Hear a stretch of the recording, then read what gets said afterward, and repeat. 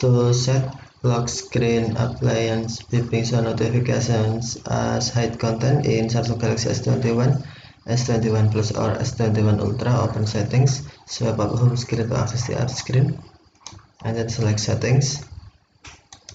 You can also open settings screen from notification panel, swipe down notification panel, and then tap settings icon.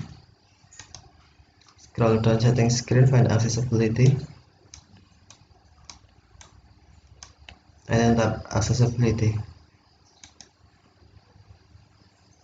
Tap hearing enhancements, and then select sound notifications. Select settings, and then tap sound notification are paused if you turn off sound notification, and if turn on, tap sound notification are active. Turn on left transcript and sound notification first. If off, tap sound notification switch until blue to turn on, and then scroll down, tap appliance beeping, scroll down, tap lock screen, and select hide content.